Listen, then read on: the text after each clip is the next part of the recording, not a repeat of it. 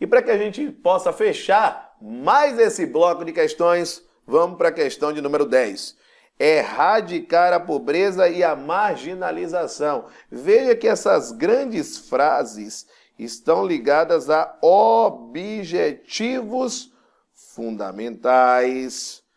Esses objetivos a serem cumpridos se qualificam como normas programáticas.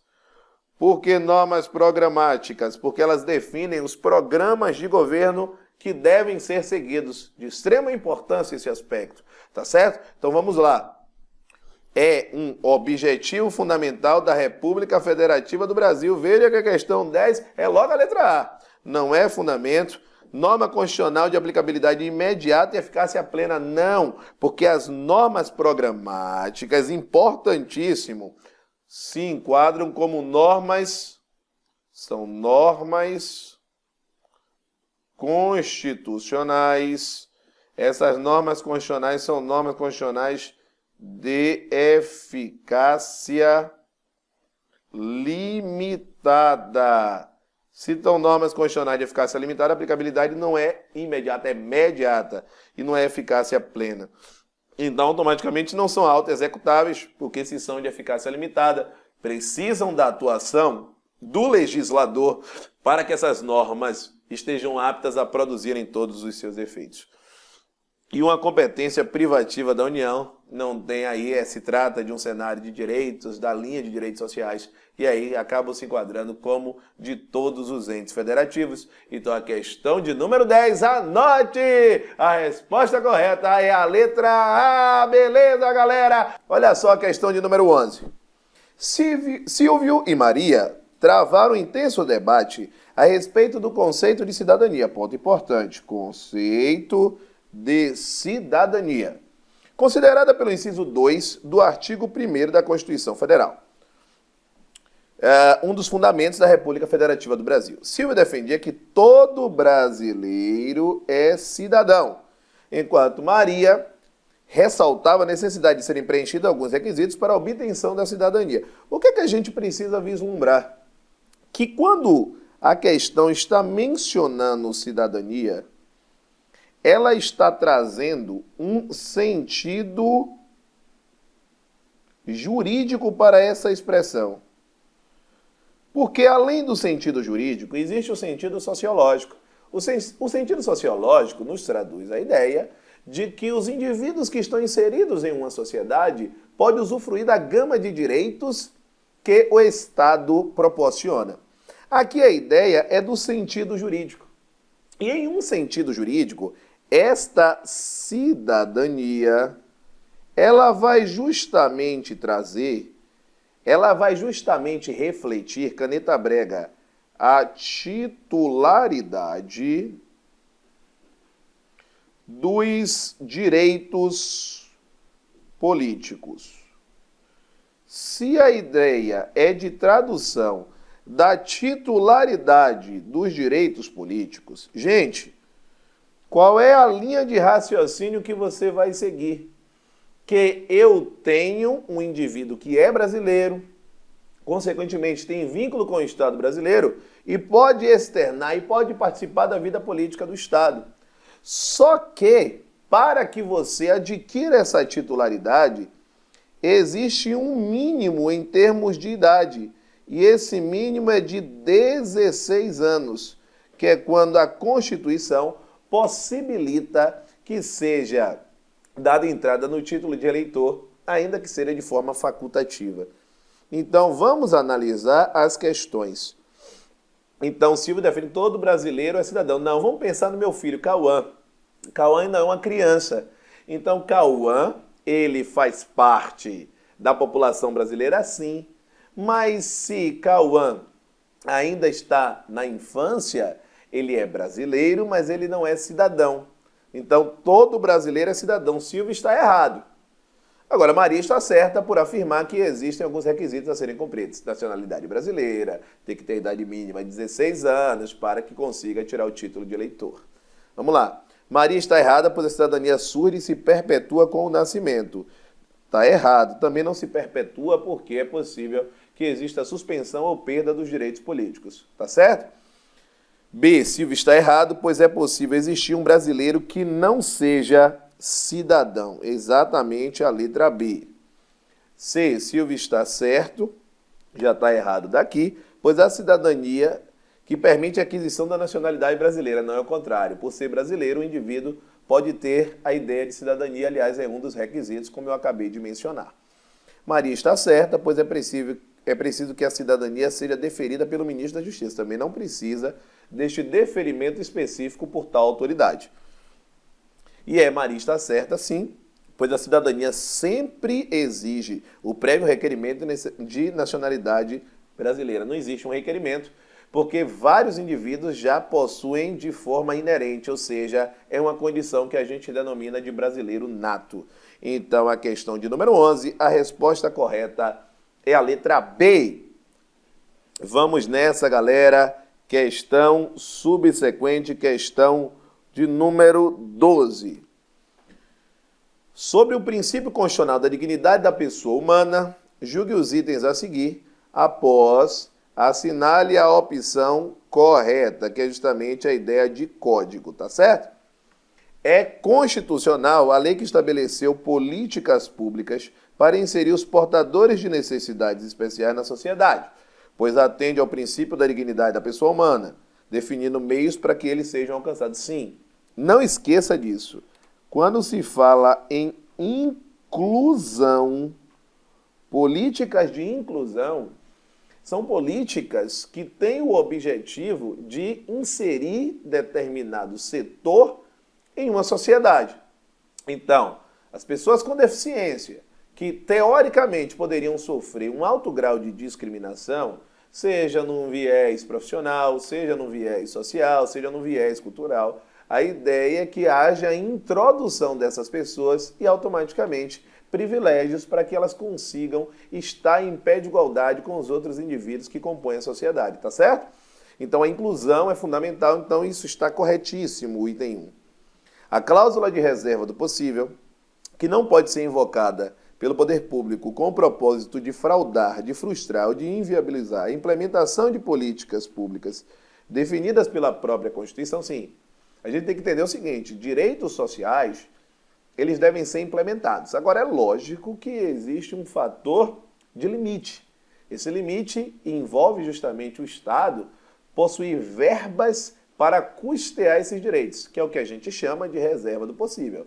Só que essa reserva do possível, ela não poderá jamais ensejar o não cumprimento do que nós chamamos de mínimo existencial. Então, no mínimo, tem que ser cumpridas as condições básicas de sobrevivência para os indivíduos que compõem a sociedade. É a ideia da dignidade da pessoa humana, a ideia de existência de uma vida no mínimo digna.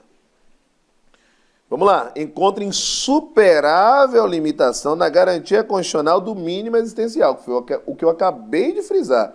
Então, o mínimo existencial, ele é fundamental aí de existir no processo, que representa, no contexto do nosso ordenamento positivo, emanação direta do postulado essencial da dignidade da pessoa humana. Está corretíssimo.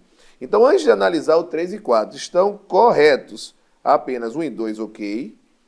1, 2 e 3, ok. Essa aqui já está errada porque não falou da 2. Essa aqui está errada porque não falou da 1. Então, ficamos com A, B ou E. Vamos lá. C. Só é lícito o uso de algemas em casos de resistência e de fundado receio de fuga ou de perigo à integridade física própria ou alheia. Exatamente. Essa história relacionada ao uso de algemas se configura como uma súmula vinculante. Essa súmula vinculante, se é vinculante, automaticamente é uma súmula do Supremo Tribunal Federal, tá certo?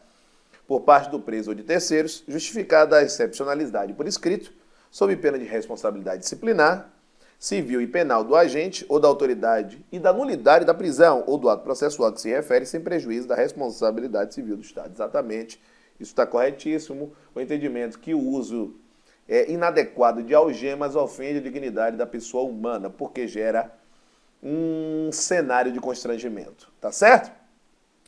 E o item 4, o direito ao nome, insere-se no conceito de dignidade da pessoa humana, princípio alçado a fundamento da República Federativa do Brasil, também está certo. Então, nós ficamos com a letra E, com todos os itens como corretos. Então, questão de número 12, a resposta correta é a letra E.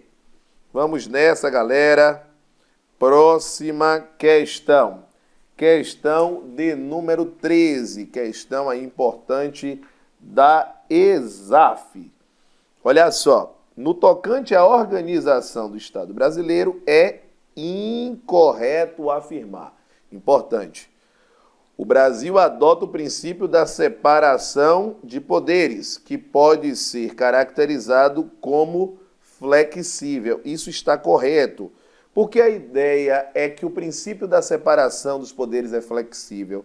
Flexível é o mesmo que dizer não absoluto. A ideia é que nós temos uma separação não absoluta dos poderes, ou seja, não rígida. Essa separação não absoluta, não rígida dos poderes, faz com que exista o que nós denominamos de funções típicas e as chamadas e as denominadas funções atípicas. Funções típicas e funções atípicas. O que são funções típicas? São as funções principais de cada poder. Poder legislativo, qual é a função principal? Poder executivo, administrar. Legislativo, legislar, fiscalizar. Judiciário, julgar. As funções atípicas são as funções secundárias de cada poder. Então, se a função de administrar é principal do executivo, ela é uma função secundária do legislativo e do judiciário. A função de julgar, ela é principal do judiciário, então ela é secundária do executivo e do legislativo. Tá certo? Bom, então de fato é flexível, está correto, então não é a resposta, porque eu quero justamente a proposição incorreta. B. A Constituição Federal criou mecanismos de freios e contrapesos que permitem a materialização da harmonia entre os poderes, legislativo, executivo e judiciário, como, por exemplo, a possibilidade do veto às leis pelo chefe do Poder Executivo. Quando se fala em freios e contrapesos, na sua cabeça deve estar a existência de um controle recíproco entre os poderes. Controle recíproco nada mais é do que um poder controlando o outro. É exatamente o que acontece quando o chefe do executivo veta um projeto de lei que advém que é elaborado pelo Poder Legislativo. Então isso está corretíssimo. C. Diferentemente do parlamentarismo, no presidencialismo, o chefe do Poder Executivo acumula as funções de chefe de Estado e chefe de governo. Perfeito. O presidente da República no Brasil, ele exerce dupla função. Ele é o chefe de Estado, ou seja, representa o país nas relações internacionais, assim como ele é o chefe de governo. O que é isso? Envolve a gerência dos negócios internos, que podem ser de natureza política, quando, por exemplo, nomeia um ministro de Estado, ou de natureza administrativa, quando, por exemplo, extingue através de decreto um cargo público que está vago, tá certo? Além de cumprir mandato fixo, exatamente, o mandato de presidente da República é de 4 anos. No parlamentarismo não funciona dessa forma. No parlamentarismo, o chefe de governo ele fica enquanto ele tiver a confiança do parlamento. Então ele pode ficar tanto 1 mês quanto pode ficar 15 anos, sem precisar depender da confiança do Poder Legislativo, que é exatamente o que eu falei. Essa característica que a gente mencionou agora, ó, esse sem precisar depender da confiança do Poder Legislativo. Essa confiança é uma confiança que é existente no parlamentarismo, para a sua investidura ou para o exercício de seu cargo. Isso está corretíssimo. Tá certo? Beleza? Vamos nessa. No modelo de Estado federativo, previsto na Constituição Federal, exatamente, o Estado federativo, ele se enquadra como a forma de Estado adotada no Brasil. A forma de Estado é a federação, tá certo? Os Estados-membros possuem soberania, errado. Só quem possui soberania é o Estado brasileiro. As partes integrantes do Estado brasileiro, como é o caso da União, dos Estados, do Distrito Federal e dos municípios, são dotados de autonomia e não de soberania. De fato, autonomia financeira, administrativa e política. Então, o erro da questão é a menção à soberania. Por isso, essa é a resposta, porque eu quero justamente o item incorreto. E a letra E, a eletividade, o que é isso? Processo de eleição, processo de escolha eleitoral. E temporalidade, o que é isso? Mandato por tempo certo do mandato do chefe do Poder Executivo, bem como seu dever de prestar conta de seus atos, são características da forma de governo republicana adotada no Brasil. Exatamente. As três características da República quais são? Primeiro, responsabilidade dos governantes, que é o dever de prestar contas da respectiva gestão. É a ideia de eletividade, ou seja, o processo de escolha é um processo eleitoral.